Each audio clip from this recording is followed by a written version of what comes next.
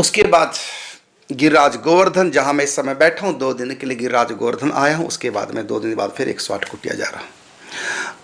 और अब आपको बता रहा हूँ मैं गोवर्धन के दर्शन। ये वो गिरिराज गोवर्धन है जिसको भगवान ने इंद्र के जो बारिश की थी कि मैं ब्रज को बहा दूंगा जमुना में, उस वर्षा से अपने ब्रजवासियों को सुरक्षित करने के लिए गिरिराज गोवर्धन अपनी उंगली पे उठाया। ये वो गिरिराज गोवर्धन है जो स्वयं श्री कृष्ण ने अपनी स्थापना जिस पर्वत में की है। इसलिए कहा गोवर्धन गिरिराज हैं अद्भुत देव महान, ठाकुर के ठाकुर बने पूजे सकल जहां।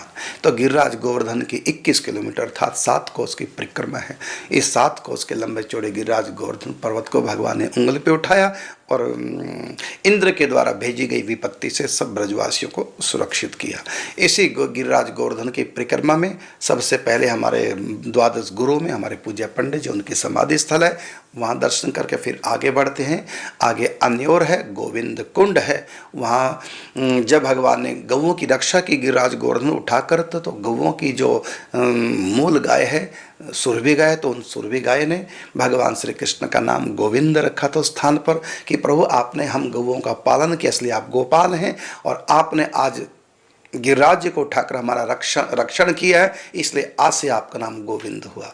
तो उस कुंड का नाम गोविंद कुंड है। और दूसरी तरफ सुरभि कुंड है। वो सुरभि जो गौओं की आदि माता है, गाय माता सुरभि, जो भगवान श्री कृष्ण के अंग से प्रकट हुई थी सवत्सा, तो सुरभि नाम से कुंड है।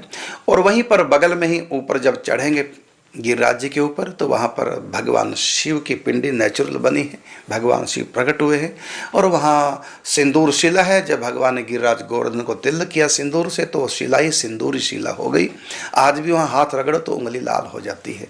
उस शिला का नाम सिंदूरी शिला। एक वहाँ फिसलने शिला भी है, ऊपर से नीचे ठाकुर जी फिसल के आते थे, जैसे पार्कों में फिसलने के लिए बच्चों के लिए स्लाइडिंग के लिए हुआ करती है, ऐसे गिरिराज जी में शिला है अपने आप ही नेचुरल, तो जिसपे श्री कृष्ण फिसल के आते थे, बाल कृष्ण। तो नीचे जब आते तो पाँव लगते, तो वहाँ पाँव के निशान पड़ गए, जहाँ शिला पकड़ के उठते तो ठाकुर जी की उंगलियों के निशान पड़ गए, तो फिसलने शिला। वहीं पर जय मृगों के चरणों के चिन्ह हैं, बलराम जी के हाथ का चिन्ह है। ऐरावत हाथी पर चढ़कर इंद्र क्षमा याचना करने जब आया था, तो एक पाँव पे खड़ा हुआ हाथी, तो वो हाथी के पाँव का चिन्ह वहाँ पर है। चंद्रमा का चिन्ह है, ठाकुर जी की खड़ाउओं के चिन्ह वहाँ पर है। तो काफ़ी चिन्ह हैं। उन चिन्हों के दर्शन जो द्वापर युग के चिन्ह आज भी भगवान श्री कृष्ण के लीला के साक्षी वो चिन्ह, तो उनके दर्शन करते हैं। उसके बाद आगे जाते हैं, नवल कुंड है और अप्सरा कुंड है। वो अप्सराएं, स्वर्ग की अप्सराएं जो श्री कृष्ण की लीला में सम्मिलित हुई, उन्होंने वहाँ स्नान किया और अप्सराओं से गोपियाँ बन गई, तो वो अप्सरा कुंड है।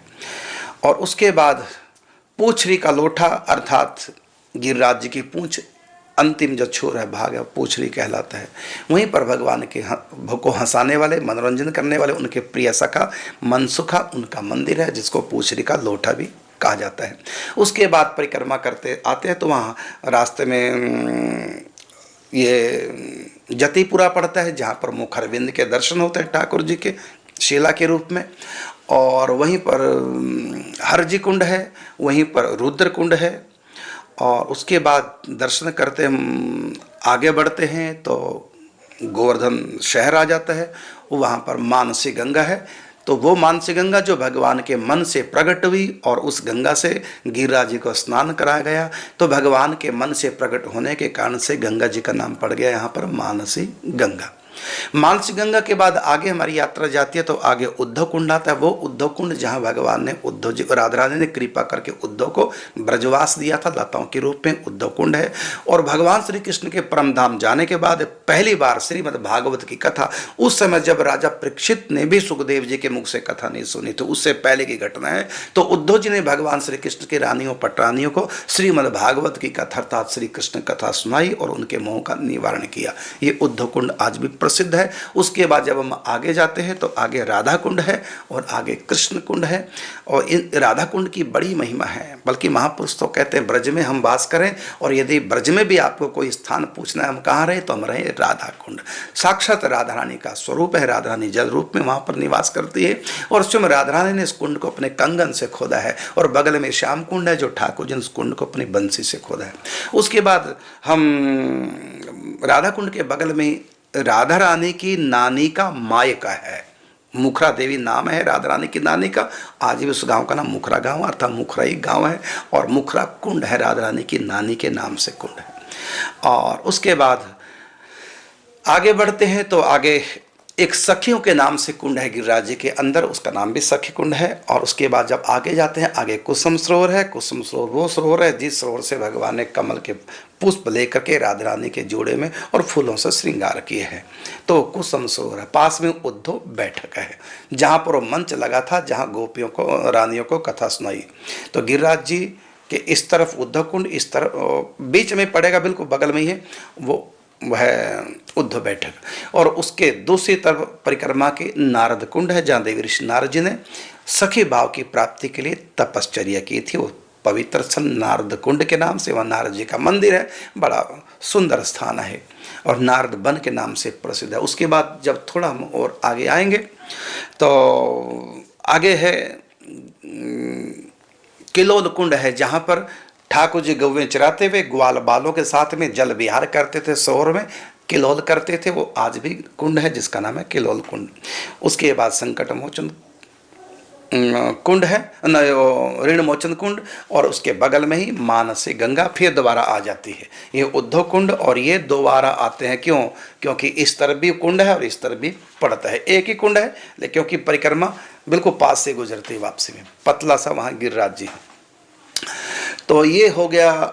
उसके बाद मानसी गंगा दोबारा फिर आती है, और क्योंकि इधर ही पड़ते हैं, इधर ही मानसी गंगा के बाद फिर दान घाटी आती है, जहाँ सखियाँ दान माने दही बेचने के लिए आगे निकलती थी बरसाने से इधर गिरिराज जी की तरफ। तो यहाँ पर ठाकुर जी उनको रोकते थे, दान मांगते थे। जिस जगह दान मांगते हो दान घाटी के नाम से जगह प्रसिद्ध है।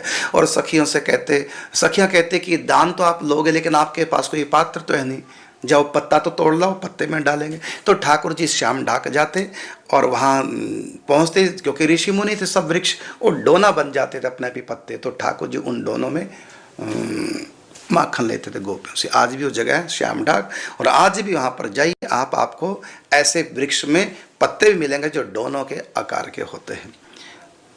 तो द्रोण वन के नाम से भी वो जगह प्रसिद्ध है। ये रहा आपका 21 किलोमीटर की परिक्रमा हमने आपको मानसी करा दी। 21 किलोमीटर की परिक्रमा में जो जो भी वहाँ तीर्थ स्थल हैं। और इसके बाद